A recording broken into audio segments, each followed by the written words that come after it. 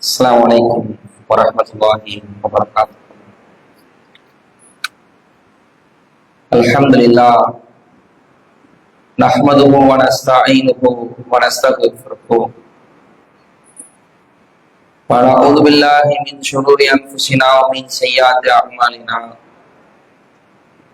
May yahdihillahu fala mudilla lahu wa may yudlilhu fala hadiya lahu. Asyhadu an la ilaha illallah wa asyhadu anna Muhammadan abduhu wa rasuluhu. Amma ba'd. Rabbi ishrah li sadri wa yassir li amri wahlul 'uqdatam min lisani yafqahu qawli. அளவற்ற அல்லாஹ்வும் நிகரில்லா பேரன்புடையவனாகிய எல்லாம் வல்ல அல்லாஹ்வின் திருப்பெயரால் வல்ல நாயகனின் சாந்தியும் சமாதானமும் நிகழ் நாயகம் ஸல்லல்லாஹு அலைஹி வஸல்லம் அவர்கள் மீதும் சபையில் அமர்ந்திருக்கிற நம்மவர்கள் அனைவரும் மீதும் உண்டாகுமாக. அன்பார்ந்த சகோதர சகோதரிகளே, தாய்மார்களே, அல்லாஹ் ரப்பல் ஆலமீன் திருமறை குர்ஆனை இந்த உலகத்திற்கு அருளி, அந்த குர்ஆன் அருளப்பட்டதற்கான காரணத்தை அவன் கூறும் பொழுது, ஷஹ்ரு ரமலான் அல்லதி உன்சில ஃபீஹில் குர்ஆன், இந்த குர்ஆனை நாம் ரமலான் மாதத்தில் இறக்கி அருளினோம். ஹுதல் லின்னாஸ், அது மனிதர்களுக்கு வழிகாட்டும். வல் பையினாத்தி மினல் ஹுதா வல் ஃபுர்கான், நேர்வழியையும் அசத்தியத்தையும் பிரித்து காட்டுகிற வேதமாக இந்த குர்ஆன் விளங்கும் என்பதனையும் அல்லாஹ் சொல்லி காட்டுகிறான். இந்த திருமறை குர்ஆனை ஏராளமான வரலாற்று படிப்பினைகளை அல்லாஹ் நமக்கு வைத்திருக்கிறார். குர்ஆனில் அதிகமாக பேசப்பட்ட ஒரு மனிதர் யார் என்றால் நபி மூசா அலைஹிஸ்ஸலாத்து வஸ்ஸலாம் அவர்கள். ஒரு வரலாறையே அல்லாஹ் 2-3 இடத்தில் சொல்லி இருக்கிறார்.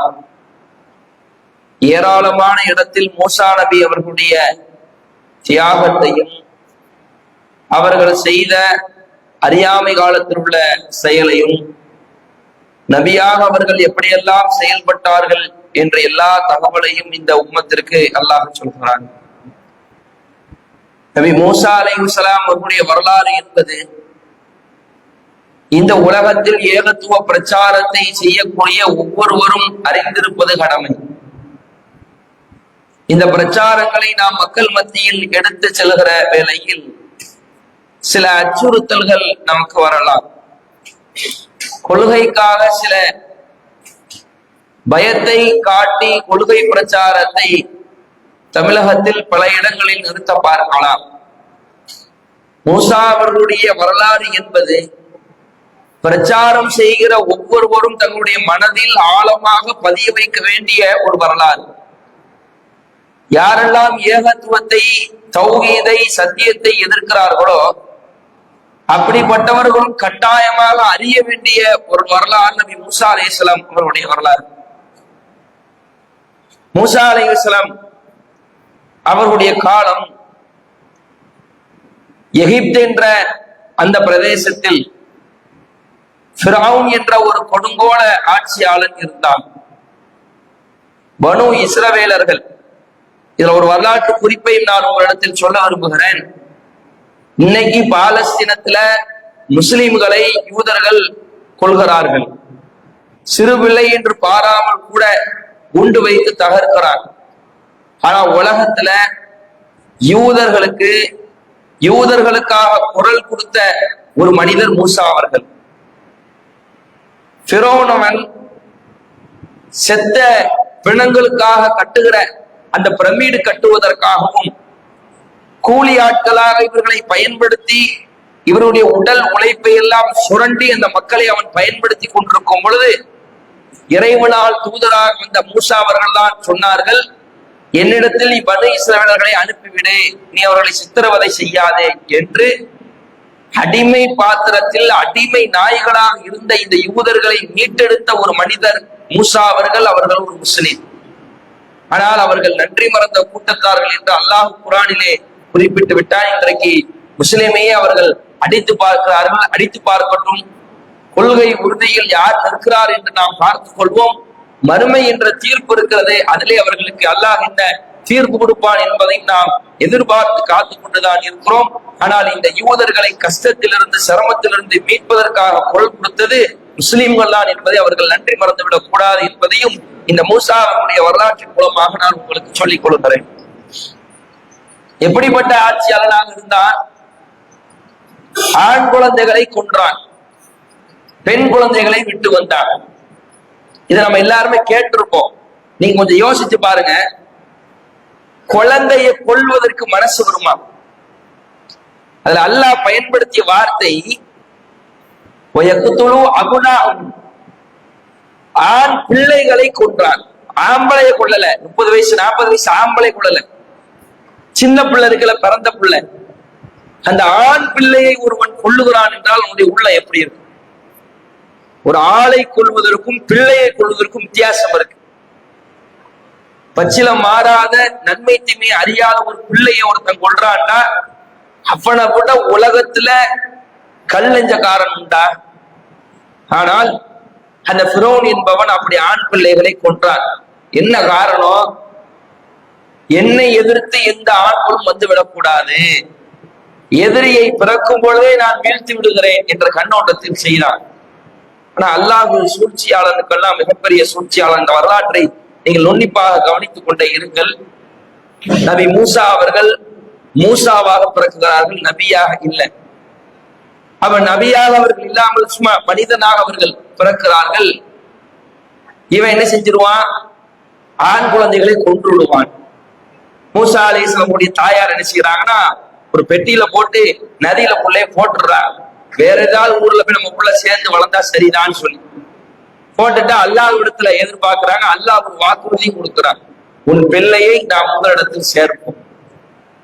புள்ள அப்படியே போகுது டிராவல் ஆகி. யாருடைய கண்ணில் படுது தெரியுமா? ஃபிரௌனுடைய மனைவி. அப்ப அவங்க இணை வைப்பாளராகத்தான் இருக்கிறாங்க, ஆசியா அம்மா அவர்கள். அவர்கள்ட்ட இந்த புள்ள படுது. அவங்க எடுத்துட்டு ஃபிரௌன்ட்டே வர்றாங்க. ஏங்க இந்த மாதிரி இந்த பிள்ளையை நம்ம வளர்ப்போமா, நமக்கு இது பயன் தரக்கூடும். அவங்க சொல்ற வாசகம் குர்ஆன்ல அப்படி இடம்பெறுகிறது, நமக்கு இந்த பிள்ளை பயன் தரக்கூடும். அல்லாஹ் அதை கபலாக்கி ஆசியா அவர்களுக்கு மறுமை பயன் தரக்கூடிய ஒரு மனிதராக மூசா அவர்களை மாற்றி கொடுத்தார். இப்ப யோசிச்சு பாருங்க, ஃபிரௌனும் உலகத்தெல்லாம் கொண்டவன் மூசா அலைஹிஸ்ஸலாத்தை தன் வீட்டில் வைத்து வளர்க்கக்கூடியவனாக இருந்தான். வளர்த்தெடுக்கிறான். மூசா அலைஹிஸ்ஸலாம் வளர்ந்து ஒரு இளைஞனாக பெரும் மனிதனாக ஆகிவிட்டார்கள். ஆனதற்கு பிறகு ஒரு முறை மூசா அலைஹிஸ்ஸலாம் அவர்கள் வெளியே சென்று கொண்டிருக்கும் பொழுது ஒரு 2 மனிதர்கள் சண்டையிட்டுக் கொள்கிறார்கள். சண்டையிட்டா மூசா நபி வழக்கு தீர்க்க போறாங்க. அப்ப அவங்க நபி இல்லை, புரியுறதுக்காக நபின்னு சொல்றான். அவங்க அப்ப நபி இல்லை, வழக்கு தீர்ப்பதற்காக செல்கிறார்கள். அப்ப மூசா நபியினுடைய குலத்தை சார்ந்தவன் என்ன செய்யறான்னா, மூசாவை எனக்கு உதவி செய்யுங்க அப்படின்னு சொல்லும் பொழுது எதிர்குலத்தை சார்ந்தவன மூசா அவர்கள் ஒரு அடி அடிக்கிறார்கள். அவங்க கதை புரிஞ்சிருச்சு. இப்ப எவ்வளவு ஆற்றலுடைய ஒரு மனிதன் பாருங்க.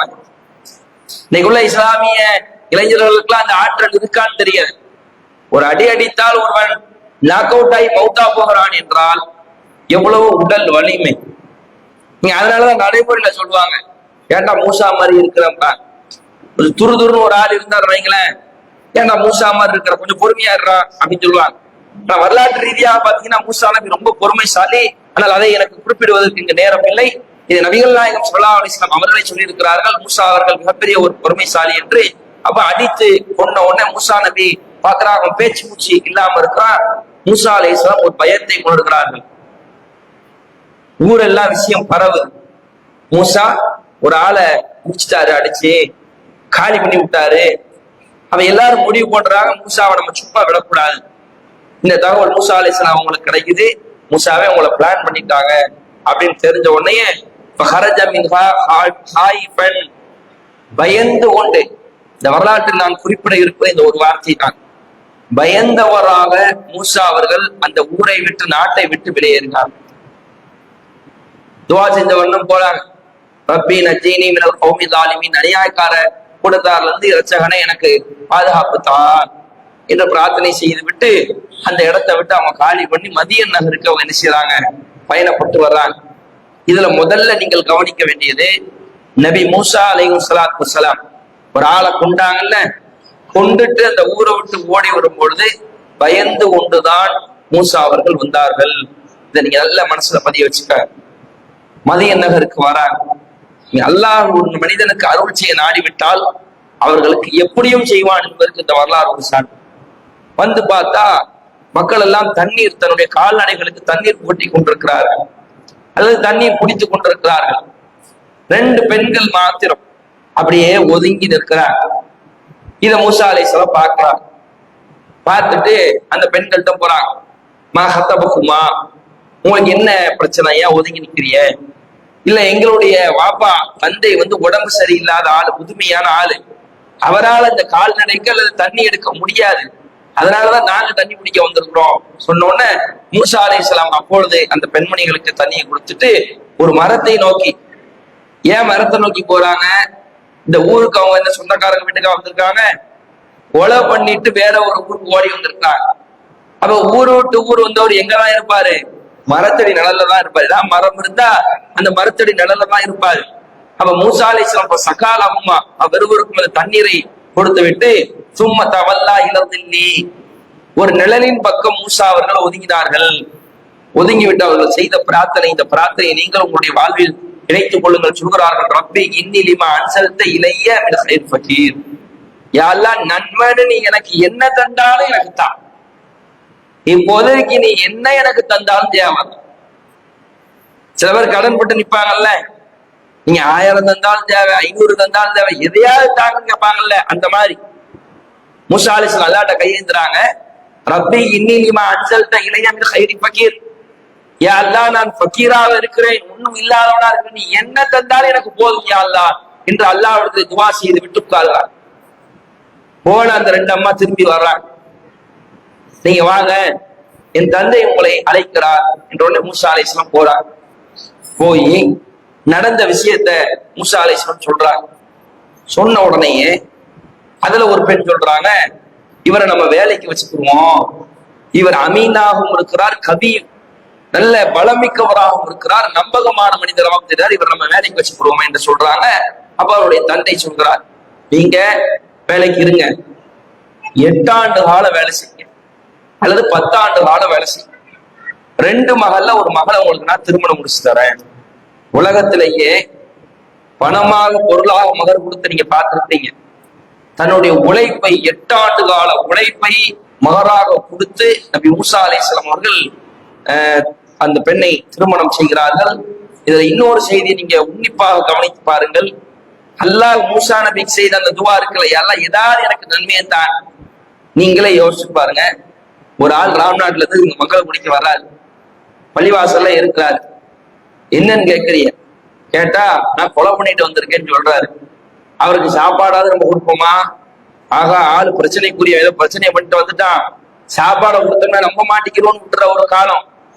ஆனா கொலை பண்ணிட்டு வந்து அதை தைரியமா அவருடைய தந்தைகிட்ட சொல்லும் பொழுது, கொலையா பண்ண சரி என் பொண்ணத்தாரேன்னு சொல்ற அளவுக்கு அல்லாஹ் ரப்பல் ஆலமீனுடைய உள்ளத்தை மாற்றி, நீ என்ன நன்மையாக இருந்தாலும் தா என்று செய்த பிரார்த்தனையினுடைய விளைவு மூசா அலைஹிஸ்ஸலாத்திற்கு அல்லாஹ் இப்படி ஒரு பாக்கியத்தை கொடுத்தான். அவர்கள் அந்த 8 ஆண்டா 10 ஆண்டு காலமா என்று நமக்கு வரலாற்றிலே தெரியவில்லை. அந்த காலத்தை ஃபலம்மா கலா மூசா அஜல் சாரபி அகலையி, அந்த காலகட்டத்தை அவர் முடித்துக் கொண்டார். தன்னுடைய குடும்பத்தாரோடு சென்று கொண்டிருக்கும் போதுதான் மூசா அலைஹிஸ்ஸலாம் ஒரு நெருப்பு பந்தத்தை எடுத்து வரேன்னு சொல்லி அப்படியே வர்றாங்க. அப்பொழுதுதான் துவா என்ற பள்ளத்தாக்கில் இறைவனுடைய குரலை கேட்கிறார்கள். செருப்பை கலட்டி விட்டு அல்லாஹ் வர சொல்கிறான், அவர்களை நபியாக தேர்வு செய்கிறான். இப்ப நபியாக இவர்கள் தேர்வு செய்யப்பட்டாச்சு. தேர்வு செய்யப்பட்ட உடனே இறைவனுடைய 2வது கட்டளை நீங்கள் சிந்தித்து பார்க்க வேண்டும். அல்லாஹ் சொல்கிறான், மூசாவே நீங்க நபியாயாச்சு, நீங்க நேரா போய் ஃபிரௌன்ட்ட பிரச்சாரம் செய்யணும். எந்த ஊர்ல கொலை பண்ணிட்டு ஓடி வந்தீங்களோ அந்த ஊருக்கு திருப்பி போகணும். போனது மட்டும் இல்ல, யார் உங்களை எடுத்து வளர்த்தானோ அவனுக்கு எதிராக நீங்கள் சத்தியத்தை சொல்லணும். இன்னைக்கு சில நபர்கள் தன்னுடைய முதலாளிட்டு சத்தியத்தை சொல்ல மாட்டாங்க, தாய் தந்தைட்டு சத்தியத்தை சொல்ல மாட்டாங்க.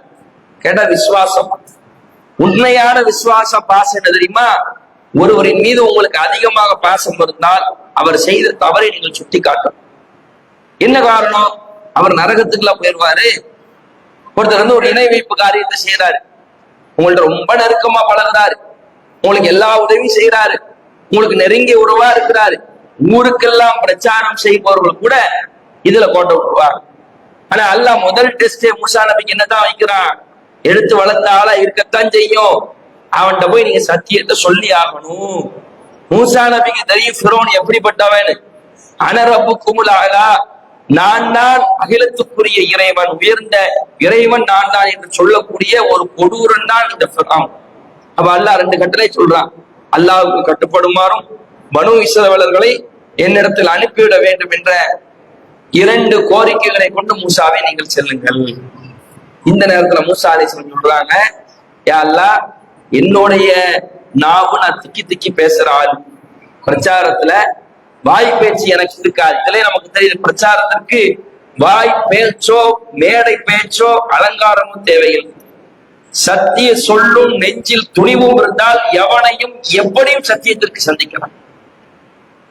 ரப்பி ஷ்ரஹ் லி சத்ரி, யா அல்லாஹ் என் உள்ளத்தை விரிவுபடுத்து, வயஸ்ஸிர் லி அம்ரி, என்னுடைய காரியத்தை இலகுவாக்கு, வஹ்லுல் உக்ததம் மின் லிசானி யஃப்கஹு கௌல், என்னுடைய சொல்லை பிறருக்கு விளங்கக்கூடிய ஒரு வார்த்தையாக நீ மாற்றிவிடு. எல்லா பேச்சாளர்களும் எல்லோரும் பயன்படுத்துகிற ஒரு சொற்றொடர் இதுதான் திருமறை குர்ஆன். இது யார் செஞ்ச பிரார்த்தனை? மூசா அலைஹிஸ்ஸலாம் ஃபிரௌனிடத்தில் பிரச்சாரம் செய்ய அல்லாஹ் அவர்களை அனுப்பும் பொழுது அப்பொழுது அவர்கள் கேட்ட பிரார்த்தனை. பிரார்த்தனை மட்டும் கேட்கல, யா அல்லாஹ் எனக்கு இன்னொரு ஆளை தூதரா தாண்டாங்க, அவன் ஆள் கொஞ்சம் பலமானவன் ஃபிரௌனு, பேசுறதுக்கு இன்னொரு ஆள் எனக்கு வேணும். அப்ப அல்லாஹ் ரப்பில் ஆலமீன் சரி, ஹாரூனை நான் நபியாக தேர்ந்தெடுத்துக் கொள்கிறேன், ஹாரூனும் நீங்களும் செல்லுங்கள் என்று அந்த பயணத்தில் ஹாரூன் அலைஹிஸ்ஸலாம் அவர்களும் நபியாக என்ன செய்றாங்க? மூசா நபியோடு இணைந்து செல்கிறார்கள். அப்படி செல்லும் பொழுது குர்ஆனிலே வருகிறது, காலா ரப்பனா இன்னனா நஹாஃபு ஐ யஃப்ரது அலைனா அவ் ஐ இத்கா. ரெண்டு பேரும் அல்லாஹ்ட்ட சொல்றாங்க, யா அல்லாஹ், அவன் எங்களுக்கு தீங்கில சொல்லுவானோ வரம்பு மீறுவானோ பயமா இருக்கு. பயம் நம்பர் 2. முதல்ல எங்க பயந்தாங்க? ஒரு ஆளை கொலை பண்ணிட்டு ஊருக்கு மதிய நகருக்கு வரும் பொழுது பயந்து கொண்டு ஹைஃபத்த மூசா, பயந்து கொண்டு மூசா அவர்கள் செஞ்சாங்க, ஊரை விட்டு ஓடி வந்தாங்க. நம்பர் 1. இரண்டாவது பாருங்க, ஏகத்துவ பிரச்சாரத்தை செய்ய போங்கன்னு சொல்லும் பொழுது அந்த இடத்துல மூசா நபி சொன்னது, எனக்கு பயமா இருக்கு, அவன் ஆளு கொஞ்சம் சரியில்லாதவன், எங்க மேல வரம்பு மீறிடுவான், அடிச்சு கொண்டுகிட்டு போட்டுருவான், எங்களை தீங்கிழைக்கக்கூடியவனாக அவன் இருக்கிறான் என்று சொல்லும் பொழுது 20வது அத்தியாயத்தில் 46வது வசனம், பிரச்சாரம் செய்யக்கூடிய ஒவ்வொருவர்களுக்கும் இந்த வசனத்தை மனதில் ஆழமாக பதிவு வைத்துக் கொள்ளுங்கள். காலலா தஹாஃபா, நீங்கள் இருவரும் பயப்படாதீர்கள், இன்னி மஅகுமா அஸ்மஉ வ அரா, நான் கேட்டுக்கொண்டும் பார்த்து கொண்டிருக்கிறேன். நீ எவ்வளவு பெரிய ஆலிம்னாலும் போய் பிரச்சாரம் பண்ணு, எவ்வளவு பெரிய சர்வ அதிகாரம் படைத்தவன் பிரச்சாரம் பண்ணு, எவ்வளவு பெரிய ஆட்சி அதிகாரம் வைத்திருப்ப இடத்தில் நீ பிரச்சாரம் செய், அவன் உன்னை அடித்து விடுவான், வீழ்த்தி விடுவான், எதிர்த்து விடுவான், ஊரை விட்டு காலி செய்து விடுவான் என்று எண்ணுகிறீர்களா? இது படைத்தவனுடைய களப்பெற்ற மார்க்கம். இந்த மார்க்கத்தை பிரச்சாரம் செய்வதற்காக நீங்கள் துணிந்து செல்லுங்கள் மூசாவே, ஹாரூனே, நான் பார்த்து கொண்டும் கேட்டுக்கொண்டும் இருக்கிற விஷயம் என் கையில இருக்கு, நீங்க போங்க என்று அல்லாஹ் ரப்பல் ஆலமீன் சொல்கிறார். அதை ஏற்று மூசா அலைஹிஸ்ஸலாம் அவர்கள் போறாங்க. ஃபிரௌனிடத்தில் பல்வேறு விதமான பேச்சுவார்த்தைகளை நடத்துகிறார்கள். ஃபிரௌனும் பதிலுக்கு பதில் பேசுகிறார். இப்போ வந்து நீ பேசுறிய, உன்னுடைய முன்னோருடைய நிலைமை என்ன என்றெல்லாம் கேட்கிறார். நீ கொலை செய்தவனாச்சே, நீ என்ன பேசுற என்றெல்லாம் ஃபிரௌன் பேசுகிறார். அந்த உரையாடலை நீங்கள் 20வது அத்தியாயத்தில் எடுத்து பாருங்கள். ஒரு மன்னர்கிட்ட பயந்து பேசுற மாதிரியே பேச மாட்டார்கள். பிளியூண்டாக மூசா அலைஹிஸ்ஸலாம் அடிப்பார்கள், சத்தியத்தை அடித்து உடைப்பார்கள். ஃபிரௌனால் ஒன்றும் செய்ய முடியாது. மூசா அலைஹிஸ்ஸலாம் தன்னுடைய கைத்தடியை பாம்பாக மாற்றுவார் என்பதை அவன் அறிந்து வைத்திருந்தவன் என்ன செஞ்சான்னா, வாங்க நமக்குள்ள ஒரு போட்டி வச்சுக்கிறோம் என்று அப்போதான் இந்த சூனிய போட்டி ஒப்பந்தமாக்கப்படுகிறது. ஒரு நேரத்தில் ஒரு தேதியை குறிக்கிறார்கள். மூசா அலைஹிஸ்ஸலாம் அவர்களும் வருகிறார்கள். ஃபிரௌன் சார்பில் ஊர்ல யார் கை தேர்ந்த சூனியக்காரர்கள், டாப் மோஸ்ட் யார்கிட்ட அந்த டேலண்ட் இருக்கோ அவர்களையும் அழைத்து கொண்டு வருகிறார்கள். வந்து 2 பேரும் நேருக்கு நேரா நிக்கிறாங்க. ஃபிரௌன் பார்த்து கொண்டிருக்கிறார். மிகப்பெரிய கை தேர்ந்த சூனியக்காரர் மூசா நபி அவர்களுடைய கூட்டம். இந்த நேரத்துல பாருங்க, மூசா நபி கேட்கிறாங்க, நீங்க போடணுமா நாங்க போடணுமான்னு பேச்சுவார்த்தை வருது. மூசா அலைஹிஸ்ஸலாம் சொல்றாங்க, உங்கள் வித்தையை நீங்களே காட்டுங்க ஃபர்ஸ்ட். உடனே அவங்க என்ன செய்யறாங்க, அந்த கம்பை தூக்கி போடுறாங்க. அது பாம்பு போன்று நெளிகிறது. இன்னைக்கு அதை செய்ய முடியும். கம்புதான் தரையில போட்டா பாம்பு மாதிரி நெளி, கையில எடுத்தா ஸ்டிக் மாதிரி வந்துடும். தண்ணியில போட்டா பாம்பு மாதிரி நெளியும், கையில எடுத்தா ஸ்டிக் மாதிரி ஆயிரும். இன்னைக்கும் செய்யலாம். அப்ப அதை தூக்கி அந்த சூனியக்காரர்கள் போடுறாங்க. அது பாம்பு போன்று நெளிந்தது. இப்ப அல்லாஹ் 20வது அத்தியாயத்தில் 67வது வசனத்தை சொல்றான், மூசா தனக்குள்ள அச்சத்தை உணர்ந்தார். இது எத்தனாவது தடவை? ஆல்ரெடி கொலை பண்ணிட்டு ஓடி வரும் பொழுது பயந்தாங்க, பயந்தார். அல்லாஹ் சொல்றாங்க, ஃபிரௌனிடத்தில் பிரச்சாரம் செய்ய செல்லுங்கள். மூசா அலைஹிஸ்ஸலாம் பயந்தார்கள். அவர்களுடைய வித்தையை, எதிரிகளுடைய அந்த பிரச்சார வித்தையை பார்க்கும் பொழுது மூசா அலைஹிஸ்ஸலாம் பயத்தை உள்ள உணர்கிறார்கள். வெளிக்காட்டல, வெளியே தெரியல, உள்ளத்துல உணர்கிறார்கள். குல்நாலா தகஃப் இன்னக அன்த அலா. அல்லாஹ் வசனத்தை இறக்குறான், மூசாவே பயப்படக்கூடாது. இன்னக அன்த அலா, நீ தான் வெற்றி பெறுவீர்கள். எப்படின்லாம் தெரியாது, நீங்கள் தான் வெற்றி பெறுவீர்கள், நீங்கள் பயப்படாதீர்கள் என்று அல்லாஹ் ரப்பல் ஆலமீன் வசனத்தை இறக்குகிறான். அடுத்து அல்லாஹ் கேட்கிற, உங்களுடைய வலது கரத்துல இருக்கிறது என்னன்னு. இது கம்பு, இதை வச்சு நான் ஆடுக்கு புல்லுகள் பறிப்பேன், இலைகளை நான் பறித்துக் கொள்வேன், இதை தூக்கி போடுங்கன்னு போடுறாங்க. அது உண்மையான பாம்பாக மாறி அந்த பொய் கண்கட்டி வித்தையான பிளாக் மேஜிக்கான அந்த சூனியத்தை விழுங்கி விடுகிறது. வித்தக்காரனுக்கு தெரியும்ல, நம்ம போட்டது போலி பாம்பு, அவர் போட்டது ரியல் பாம்பாச்சே என்று சொன்ன உடனேயே 20வது அத்தியாயத்தில் 70வது வசனத்திலே இடம்பெறுகிறது, சூனியக்காரர்கள் உடனே சஜிதாவிலே விழுந்தார்கள். மூசா மற்றும் ஹாரூனுடைய இறைவனை நாங்கள் ஈமான் கொண்டு விட்டோம். ஸ்டேட்மெண்ட பாருங்க. அதாவது இதுதான் சத்தியம் என்று தெரிந்த உடனேயே இந்த சூனியக்காரர்களே நமக்கு படிப்பினை இருக்கிறது. உடனடியாக மார்க்கத்தை ஏற்றுக்கொண்டார். ஏற்றுக்கொண்ட உடனே அவர்களுடைய கொள்கை உறுதியை பாருங்க. இன்னைக்கு நம்ம இடத்துல அது இருக்கா? எத்தனை ஆண்டு காலம் இந்த சத்தியத்துல நம்ம பயணிக்கிறோம். ஏகத்துவ கொள்கையை மக்கள் மத்தியில சொல்ல வேண்டும் என்று பயணித்துக் கொண்டிருக்கிறோம். இப்படி சத்தியத்தில் பயணிக்கிற நம்மிடத்தில் இந்த கொள்கை உறுதி இருக்கா? நீங்க சிந்திச்சு பாருங்க. இஸ்லாத்தை ஏத்த உடனேயே எவ்வளவு நேரம் ஆயிருக்கும்? அவங்க கம்ப போடுறாங்க, பாம்பு மாதிரி நெளியுது. மூசா நபி பயப்படுறாங்க, இவர்களுடைய கம்ப தூக்கி போடுறாங்க, பாம்பாக மாறி மூழ்குது. அதை பார்த்து அவன் சஜிதால விழுந்து உண்மையிலே மூசா ஹாரூனுடைய இறைவன் தான் ஒரு இறைவன் என்று ஏற்றுக்கொள்கிறான். ஃபிரௌன் அங்கிருந்து குரல் கொடுக்கிறான், ஏய் என்ன கேக்குறான் அங்கிருந்து, ஏன் அனுமதி இல்லாம நீ மூசாவுக்கு கட்டுப்படுறியா? உன்னைய மாறு மாறுகை வாங்கி உன்னை கொலை பண்ணிடுவேன். மூசா நபி அவர்களோடு சேர்ந்து இந்த சூனியக்காரனை பற்றி ஃபிரௌன் சொல்றான். சுபஹானல்லாஹ், நீங்க சிந்திச்சு பாருங்க. ஒரு 10-20 நிமிடம் நமக்கு புரியுற மாதிரி சொல்லணும்னா, மூசா அலைஹிஸ்ஸலாத்தை ஒழித்து கட்ட வேண்டும், சத்தியத்தை உடைத்தெறிய வேண்டும் என்று களத்திற்கு வந்தவர்கள் மனம் மாறி ஃபிரௌனிடத்திலே சத்திய குரலாக எழுப்புகிறார்கள். ஃபக்திமா அன்த கால், நீ என்ன தீர்ப்பை அளிக்க வேண்டுமோ அளித்துக்கொள். இன்னமா தக்லீமின் ஹாதி ஹயாத்த துன்யா, அடே நீ அளிக்கிற தீர்ப்பெல்லாம் இந்த உலகத்தில் தான் உன்னால் அளிக்க முடியுமே தவிர நாளை மறுமைக்கானதல்ல. உச்சபட்சமா உலகத்துல என்ன செய்வாய்? நீங்கள் உயிரை எடுப்பாயா?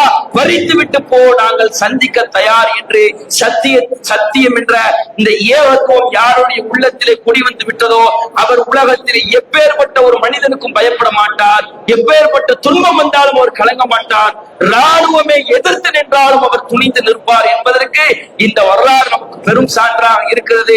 நீ கொல்ல வேண்டுமா, கொலை செய்ய வேண்டுமா, மாறுகை வாங்க முடியுமா, வேங்கி கொள், எங்களை உன்னால் ஒன்றும் செய்ய முடியாது, எங்கள் ஈமானை பதமாக்க முடியாது என்று சொல்லி அந்த சூனியக்காரன் அந்த இடத்துல கர்ஜித்த அந்த செய்தியை அல்லாஹ் ரப்பல் ஆலமீன் குர்ஆனிலே நமக்கு பதிவு செய்து காட்டுகிறான் என்றால் இன்றைக்கு இந்த கொள்கை உறுதி நம்மிடத்தில் எங்கே போயிற்று?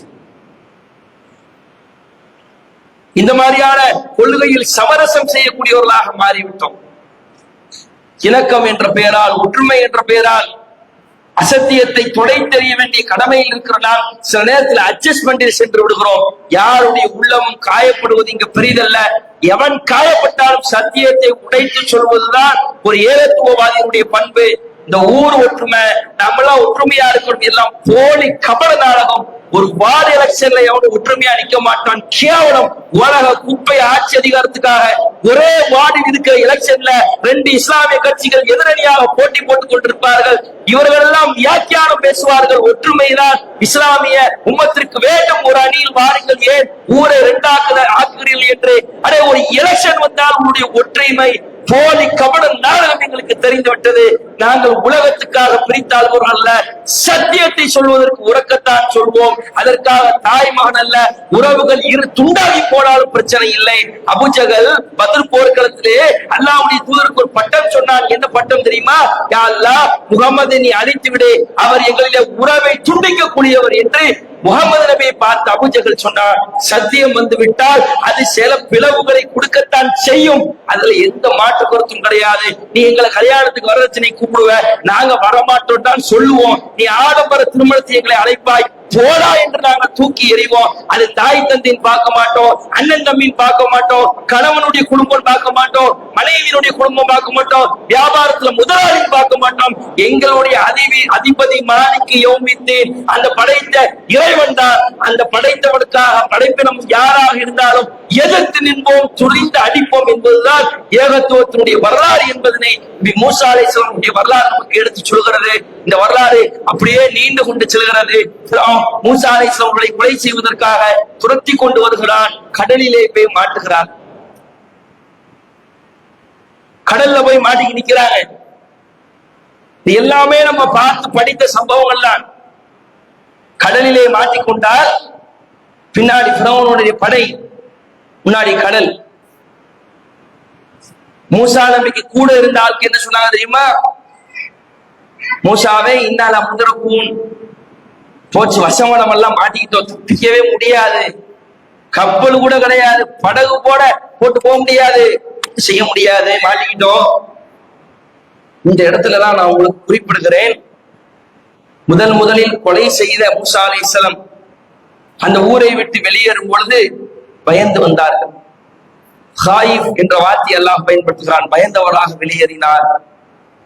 இரண்டாவதாக ஃபிரௌனிடத்தில் சென்று நீங்கள் பிரச்சாரம் செய்யும் பொழுது நாங்கள் பயப்படுகிறோம் ஃபிரௌனுக்கு என்று சொன்னார்கள்.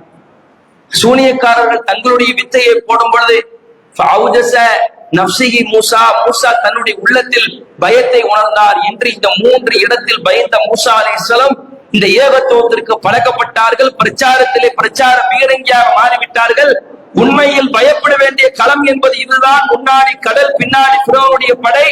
இந்த வரலாற்றில் எந்த இடத்தில் மூசா அலைஹிஸ்ஸலாம் பயந்தார் என்று அல்லாஹ் குறிப்பிடவில்லை. மாறாக மூசா அலைஹிஸ்ஸலாம் சொன்னார்கள், கான கல்லா இன்ன மஇ ரப்பி சயஹ்தியனி, அடே அல்லாஹ் என்னோடு இருக்கிறான், அவன் எனக்கு வழிகாட்டுவான் என்று எல்லா பயத்தையும் உடைத்தெறிந்தவராக ஏகத்துவம் அவர்களுக்கு புதுரத்தத்தை பாய்ச்சி அப்படியே பீரிட்டவர்கள் அடித்தார்கள், கர்ஜித்தார்கள். அதனுடைய விளைவு அந்த பயம் இல்லாமல் துணிச்சலாக எடுத்த முடிவு, அல்லாஹ்வின் மீது வைத்த அந்த தவக்குல் என்னாச்சு தெரியுமா? கடலை பிளந்து ஒரு சொட்டு நீர் கூட மேனியில் படாமல் மூசா அலைஹிஸ்ஸலாம் அவர்கள் அந்த கடலை பிளந்து சென்றார்கள் என்றால் அவருடைய கொள்கை உறுதியதற்கு ஒரு காரணமாக அமைந்தது என்பதை வரலாற்றில் நம்மால் பார்க்க முடிகிறது. 3 இடத்தில் பயத்தை உணர்ந்த மூசா அலைஹிஸ்ஸலாம் பயத்தை உணரக்கூடிய தகுதியான ஒரு இடம் இதுதான். ஆனால் இந்த இடத்தில் துளி அளவு மூசா நபி பயப்படாமல் இயற்கையையும் அந்த ஃபிரௌன் என்ற கொடுங்கோல அயோக்கியனையும் எதிர்த்து அல்லாஹ்வுக்காக நின்றார்கள். அல்லாஹ் வழிகாட்டினார். இதுல நமக்கு என்ன படிப்பின? ஒரு விஷயத்தை நினைத்து நாம் பயப்படலாம். பயப்படுவதற்கு தகுதியானவன் யார்? அல்லாஹ். உண்மையிலே பயப்படுவதற்கு நம்ம யாருக்கு தகுதியானவன்? அல்லாஹ்வுக்கு மட்டும்தான் பயப்பட வேண்டும். அல்லாஹ்வை அஞ்சி வேறு எவருக்கும் பயப்படக்கூடாது என்பது பள்ளிவாசலை நிர்வகிப்பவருடைய பண்பும் கூட. ஒரு இறை இல்லத்தை நியமிக்கிறாங்கல்ல, நிர்வகிக்கிறாங்க, அவங்களுடைய பண்பு என்ன தெரியுமா? அல்லாஹ்வை தவிர உலகத்தில் எவருக்கும் பயப்பட மாட்டாங்க. பயம் என்றால், அச்சம் என்றால் அது படைத்தவனுக்காக மட்டும்தான் இருக்கும். பள்ளிவாசலை நிர்வகிப்போர் யார்? அவர்கள் தான் பிரச்சாரம் செய்யக்கூடியவர்கள். அப்ப பிரச்சாரம் செய்யக்கூடியவர்கள் தமிழகத்தில் நாம் எங்கு சத்தியத்தை சொன்னாலும் இந்த கேலிக்கோ, கிண்டலுக்கோ, விமர்சனத்துக்கோ நம்மளை பின்னாடி பேசுவார்கள், ஒரு மாதிரி சொல்வார்கள். எதுக்கும் பயப்படக்கூடாது. பேசுற வாய் பேசத்தான் செய்யும். மறுமையில போட்டு பார்த்துருவோம். யார் சத்தியவாதிகள் என்பதை மறுமையெல்லாம் போட்டு பார்த்து விடலாம். ஏன்னா இன்னைக்கு சத்தியத்தை அடக்க நினைப்பவர்கள் பல்வேறு முயற்சியை செய்வார். ஒரு தௌஹீது கூட்டம் நடத்தினா கூட்டத்துக்கு போவாதான் பாங்க. ஒரு தௌஹீது பள்ளிவாசலுக்கு தொழுகை நடக்குதா பள்ளிவாசலுக்கு போவாதான் பாங்க. சொல்லலாம், குர்ஆன் ஹதீஸ் ஆதாரம் இருந்தா சொல்லலாம். இது பள்ளிவாசல் இல்ல, இது மார்க்க கூட்டம் இல்ல அப்படின்னு குர்ஆன் ஹதீஸ் அடிப்படையில சொல்ல முடிஞ்சா சொல்லலாம், உரிமை இருக்கு. அங்க போனா வழி கெடுத்துருவான். என்ன வழி கெடுப்பான்? அவ்வளவு பயான கேட்காத. இது சத்தியத்தினுடைய அளவு கூட சரியான நேர்த்தியான ஆட்கள் வந்தா என்ன சொல்லணும்? எல்லா கருத்தையும் கேளுங்க, எங்க கருத்தையும் கேளுங்க, அவங்க கருத்தையும் கேளுங்க. எது வகையாக இருக்கிறதோ குர்ஆன் ஹதீஸ் ஒத்தாக இருக்கிறதோ அதை பின்பற்றி நீங்க சொர்க்கத்துக்கு போங்க. இதான நடுநிலை. அவன் பேச்ச கேட்கவே செய்யாதனாலே தெரிந்து விட்டது யார் மார்க்கத்திலே குழப்படி செய்கிறார்கள் என்று.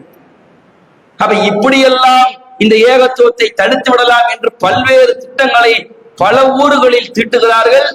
அது சத்தியவாதிகளிடத்தில் தௌஹீதை உரக்க சொல்பவர்களிடத்தில் நடக்காது. ஏன்னா நாங்க எங்களுடைய பிசினஸ் அல்ல, இது படைத்தனுடைய மார்க்கத்தை எடுத்து வைக்கிறோம். நீ களமாடுவது எங்களுக்கு எதிராக அல்ல, நாங்கள் வைக்கிற சித்தாந்தமான திருமறை குர்ஆனுடைய கொள்கைக்கு எதிராக நீ களமாடுகிறாய். நீ அல்ல, உன்ன மாதிரி 10 இல்ல 100 ஃபிரௌன் வந்தாலும் எதிர்த்து இஸ்லாம் என்பதை அடித்து உடைக்கத்தான் செய்யுமே தவிர அது பணிந்து விடாது. இது வஹீக்கு அல்லாஹ் கொடுத்த ஒரு பெரிய கிஃப்ட்னு சொல்லலாம். மூசாவி வரலாற்று நமக்கு என்ன படிப்பின? உலகத்தில் உள்ள எல்லா ஆம்பளை பிள்ளையும் கொண்ட மூசா அலைஹிஸ்ஸலாம் கடைசியா கடலிலே சுருட்டப்பட்டு எரியப்பட்டதற்கு காரணமாக இருந்தவர் தன் கண்காணிப்பில் தன் கையில் வளர்ந்த மூசாவர். மனிதனுடைய சூழ்ச்சி வேறு, இறைவனுடைய சூழ்ச்சி வேறு. அல்லாஹ் போட்ட சூழ்ச்சியை பாத்தீங்களா? என்னடா இறைவன் நீ சொன்ன, ஆனா ரப்புக்குமுல் ஆலா பயன்படுத்த வார்த்தையை பாருங்க. நான் இறைவன் அடே, நீ இறைவன் என்றால் உனக்கு எவர் சமாதி கட்டுவாரோ கபரில் வைப்பாரோ அவரை எடுத்து நீ வளர்த்திருப்பியா? இவர் தான் வளர்ந்ததுக்கு அப்புறம் எனக்கு எதிராக பிரச்சாரம் நீ கொண்டிருக்கணும். அதிலே நீ அறிவு வழங்கப்பட்டவனாக வருங்காலம் அறியாத சாதாரண மனிதன் தான் என்பதை உன் எதிரியை நீயே வளர்த்துக் கொண்டதனுடைய விளைவு வரலாறு சொல்கிறது. நீ ஒரு முட்டாள் என்று சொல்ற. அன்பார்ந்த சகோதர சகோதரிகளை, இந்த மூசா அலைஹிஸ்ஸலாம் வரலாற்றை உங்களுக்கு ஒரு ஜும்மாவில் எல்லாம் நம்மால் முழுமையாக சொல்லிவிட முடியாது. தேடி அவருடைய வரலாற்றை திருமறை குர்ஆனில் நீங்கள் படித்து பாருங்கள். உள்ளத்திற்கு அவ்வளவு நன்மருந்துகள் இருக்கிறது. சொல்ல ஒவ்வொரு பாயிண்ட்லையும் நிறைய விஷயங்கள் இருக்கு. போதுமான நேரம் இல்லை என்பதை நீங்கள் புரிந்து கொண்டு அல்லாஹ்வுடைய மார்க்கத்தை வளர்ப்பதற்கு அல்லாஹ் ஒரு சூழ்ச்சி செய்வான். இந்த ஏகத்துவவாதிகள் தளர்ந்து விடாமல் கொள்கை பிரச்சாரத்தை யாருக்காகவும் செல்வந்தராக இருக்கிறாரு, ஊர்ல பெரிய ஆளா இருக்கிறாரு, இப்ப போய் ஊர்ல நம்ம இந்த பிரச்சாரத்தை பண்ணி எதுக்குவா? முஸ்லிம்களுக்குள்ளே சண்டை மாதிரி இருக்காங்க. சண்டை யார் பிடிக்க சொன்னா? மாற்று கொள்கைகளோட அடிக்க சொல்லுதா இஸ்லாம்? திட்ட சொல்லுதா இஸ்லாம்? அன்பான அழைப்பு கொடுங்க. நீங்க செய்வது தப்புன்னு சொல்லுங்க, புரிய வைக்கணும்ல. அந்த கடமை நமக்கு இருக்குல்ல. சில பேர் ஒற்றுமையா இருக்க ஊர்ல ஏன் போய் இந்த பிரச்சாரம் பண்ணிக்கிட்டு இருக்கிறிய? அதெல்லாம் நமக்குள்ள பேசிக்கிறோம். முதல்ல இந்த மாதிரி ஆட்களை ஒதுக்கி வைக்க சமுதாயத்துல இருந்து. இவர்கள்லாம் நயவஞ்சகர்கள். அல்லாஹ் இவர்களையும் வரலாற்றிலே குரங்கா மாத்தலாம். அதனால நான் நயவஞ்சகன் சொல்றேன். சனிக்கிழமை மீன் பிடிக்க கூடாது என்று சட்டம் வரும் பொழுது ஒரு கூட்டம் மீன் பிடித்தது, ஒரு கூட்டம் தடுக்க சென்றது. ஒருத்தர் எதிரமா சொன்னா ஏன் தடுக்கிற? அவன் வேலையை அவன் செய்யறான். யாரு? நடுநிலைவாதி. நடுநிலைவாதி அல்லாஹ் குரங்கா மாத்திட்டான். என்ன நடுநிலைவாதி? என்னடா சத்தியத்துல நடுநிலைவாதி? ஒண்ணு அங்க நெல்லு இல்ல இங்க நெல்லு. என்ன ஆத்துல ஒரு கால் சேத்துல ஊர் ஒற்றுமை கொண்டு வருகிறார். இம்மாதிரி ஆளை முதல்ல களை எடுத்து அனுப்பிவிட்டாலே சமுதாயம் உருட்டும். ஒண்ணு அந்த கொள்கை சரி, அதுல சரியாயிரு. இல்ல இந்த கொள்கை சரி, இங்க சரியாரு. அங்க போனா அங்க ஒரு தட்டு, இங்க போனா இங்க ஒரு தட்டுனா என்ன இது பிழைப்பு? மார்க்கத்தை வைத்துக் கொண்டு உலக வியாபாரமா? இங்க ஒரு முதலாளிட்ட வேலை பார்க்கும் போது சொல்றாங்க அது உலக விஷயம். சத்தியம் ஒண்ணுதான், இறை ஒண்ணுதான், மறை ஒண்ணுதான், நிலைப்பாடு ரெண்டா. எனவே அன்பார்ந்த சகோதரர்களை, கொள்கையை உடைத்து சொல்வதெல்லாம் உறவை பிரிப்பது அல்ல. குடிகாரன குடிகாரன் தான் சொல்லணும், விதத்துவாதி விதத்துவாதி தான் சொல்லணும். சிறுக்கான செயல் தான் சொல்றோம். நம்ம யாரையும் தனி மனித தாக்குதல் செய்யலையே, தனியா ஒருத்தருடைய பேரை சொல்லி அவரை நம்ம கிண்டல் பண்றோமா? இல்ல, அந்த செயல் தப்பு, அங்க கொடுக்கிற ஃபத்வா தப்பு, அமல் என்ற பெயரால் நீங்கள் செய்வது பிழை. இதைத்தான் சொல்லும். தனியா வந்தா சலான் சொல்லிக்கிறோம், ஒரு முஸ்லீமுக்கு செய்யற கடமையை செய்து கொள்வோம், அது வேறு. கொள்கையில நோ அட்ஜஸ்ட்மெண்ட். இதுல ஏகத்துவவாதி என்றைக்குமே நெருப்பாக இருங்கள். இறைவனுடைய உதவி உங்களுக்கு நிச்சயமாக இருக்கும். எதை கொண்டு பயந்து விடாதீர்கள், துவண்டு விடாதீர்கள். கொள்கை உறுதி என்பது நமக்கு பயத்தால் மட்டும் வராது, உறவின் பேரால் வரும், பாசத்தின் பேரால் வரும், அன்பின் பேரால் வரும். எந்த பேரில் வந்தாலும் கூட எல்லாவற்றையும் ஒதுக்கி வைத்து விட்டு நாளை மறுமையில் எனக்கு தனியாக தான் விசாரணை நடத்தப்படும். என் மனைவியோ, என் குடும்பத்தாரோ, என் ஜமாத் தலைவரோ எனக்கு உள்ள வந்து ரெக்கமெண்டேஷன் செய்ய முடியாது. என் கபரை நான் தான் சந்திக்க வேண்டும், என் விசாரணை நான் தான் சந்திக்க வேண்டும். எனவே நான் அறிந்த சத்தியத்தை பிறருக்கு எடுத்துரைப்பதற்கு நான் என்ன முயற்சி செய்திருக்கிறேன் என்பதை தான் அனைவரும் சிந்தித்து பார்த்து தங்களுடைய வாழ்வியல் பிரச்சாரத்தை மேற்கொள்ள வேண்டும். அல்லாஹ் ரப்பல் ஆலமீன் அந்த கொள்கை உறுதியினை நம்மவர்களுக்கு தருவானாக என்று கூறிக்கொண்டவனாக இந்த ஜும்மாவுடைய முதல் உரையை செய்கிறேன். இஸ்லாம். இந்த வார ஜும்மா வசூல் நம்முடைய ராமநாதபுரம் வடக்கு மாவட்ட நிர்வாகத்திற்கான மாதம் ஒரு முறை நாம் கொடுக்கிற இந்த மாவட்ட வசூல் இன்றைக்கு ஜும்மா வசூல் செய்யப்பட இருக்கிறது.